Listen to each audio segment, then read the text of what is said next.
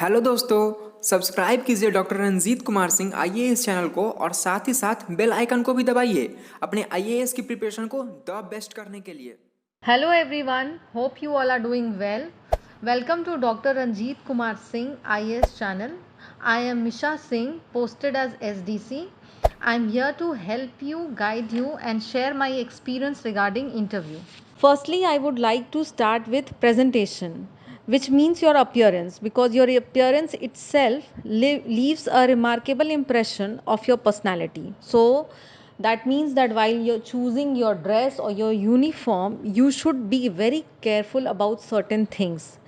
Like whatever you are wearing, you should be very comfortable in that. You should not be fidgeting with yourself, like adjusting things, especially girls. When you are wearing sari, properly pin up your saris and your tuck your saris well, so that you are not bothered about it ki whether it's whether I'm comfortable in it or not. Especially even the dupattas which you are wearing, it should be properly pinned, so you don't have to adjust it or while sitting or moving or while standing or walking. You are just comfortable, you just walk in comfortably. Don't get bothered about your dress or anything else. Secondly, it should be ironed and it should look neat and tidy. Okay, now we come to our second point, that is our hair. It's not important that you always make a bun or you leave your hair open or clutch it. That is different, but it should look neat and tidy. Whether you're making plates or making bun, it should look neat, it should suit you, and most importantly, while you are answering your questions, don't keep touching your hair or adjusting your hair. You should keep your hand at one place on your lap. Don't touch your hair. Thirdly, we come to a color. Don't use too bright colors or too dull colors. Go with sober colors which make you look more young and lively. You should not look very dull and unattractive. You should look very lively, enthusiastic, full of life. This is more important. And then we come to our body posture, which is also very important. These things are very small things but are very important, because these leaves a remarkable impression on the interviewer. So while sitting also, you should keep your back straight. You should avoid moving your hands while speaking. Lot of us have an habit of moving our hands, or unintentionally it keeps on moving. Like when we are explaining our things, it moves. So to avoid it, it's better that you keep a handkerchief in your hand, so that when you're holding it, you will avoid moving your hands here and there. Keep it on your lap. Always keep a smile on your face. Even though I everyone knows that you are in a pressure, you are nervous, but still keep a smile on your face. Don't smile too much or too less. It should be normal, it should look like natural. And try to keep your eye contact with the people sitting in the room, with everyone. You can't avoid a single person. Like when you're talking, you can't just see only one person or two person and leave the other two. That again creates a negative impression. You have to pay equal attention to each and every person sitting in that room. Okay, now we come to our fifth thing, that is, most of us don't pay much attention to it, but it is important, and that is your shoes or maybe your sandal. Like, wear it, you should be comfortable in it, and most importantly, it should not make noise. Like when you're walking, it should not make that noise, like okay, someone has entered, and that again irritates the interviewer. That gives a negative impression. So avoid using wearing such kind of footwears that make noise. Okay, now this was about our appearance and presentation. Now we come to our second thing, that is our biodata. Nowadays, uh, personal questions like your name and your hometown, these kind of questions have been avoided and they are mostly not asked. But they can ask you about your date of birth, your zodiac sign, and what does the importance of your zodiac sign, they might ask. It depends upon them.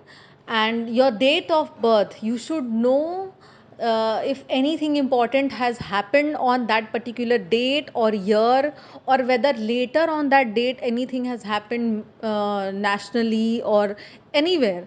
you should be just look at it once, that whether something important has happened on that day or not, so that you are prepared. Now on biodata, they may also ask you about your hobbies.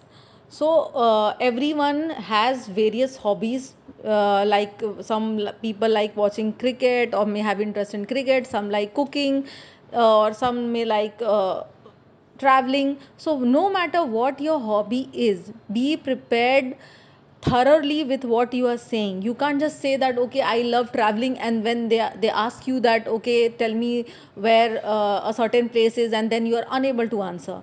You should be prepared about what they have asked, and how you should tell them properly that okay, if you have interest in this thing, that means you have complete knowledge about that things.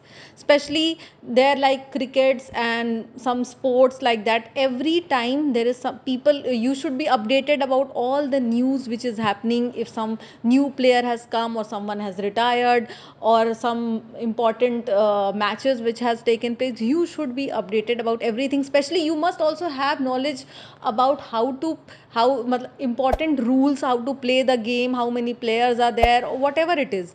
You should have, from where the origin of the game is, you should have these knowledge when you are saying this. If you have this is something which is important. You should have complete knowledge about what kind of hobby you are talking about. You should not just give a vague answer that okay, I love dancing, and then you don't know the form of dances. If they ask you what are the different forms of dances, then you must tell them okay, this uh, whichever form of dance you are talking about, from where it has come, from which part it has come, what is the speciality, that is important. So now this week, now we'll come to another topic, that is educational qualification.